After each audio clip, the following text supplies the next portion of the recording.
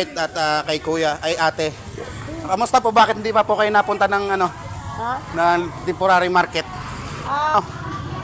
Ito yung mga kasama ko sa Vigil, hindi binigyan ng pwesto. Ay, Alam mo hindi na. po kayo nagbunot?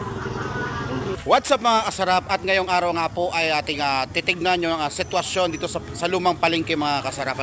So titignan natin mga kasarap kung mayroon pang natitirang vendors dito sa may lumang palengke ng San Jose.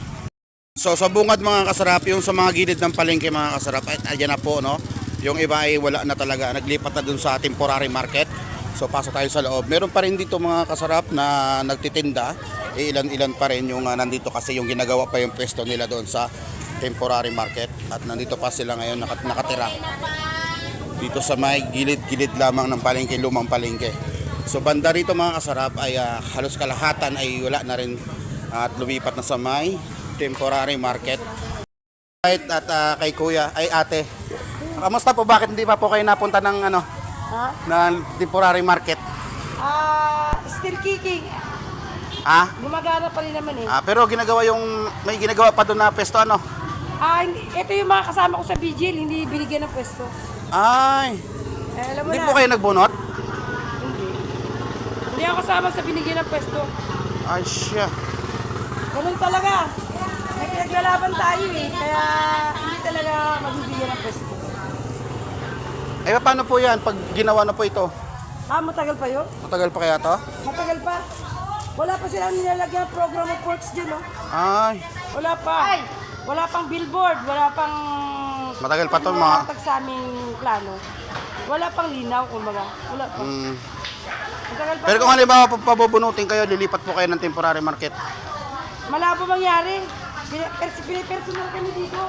Lahat kami nandito, halos hindi kami binigyan ng pwesto.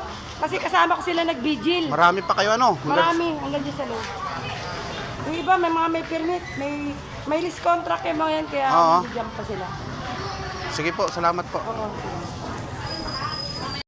Ayun na mga kasarap, hindi sila nabigyan ng vigil, kaya hindi sila bumunot.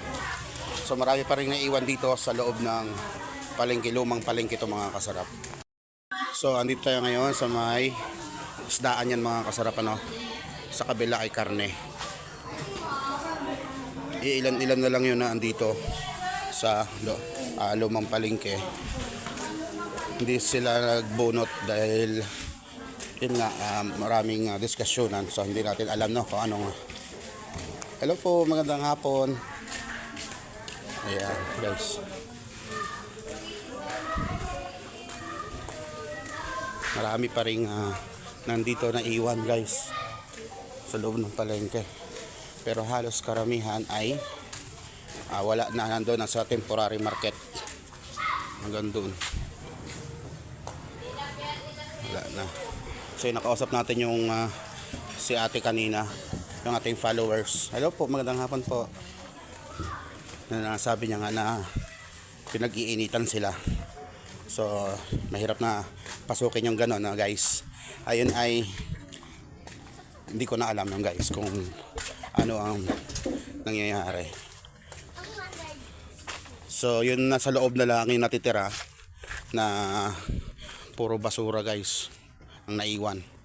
Sa loob na lang guys yung natitirang vendors dito sa may lumang palengke.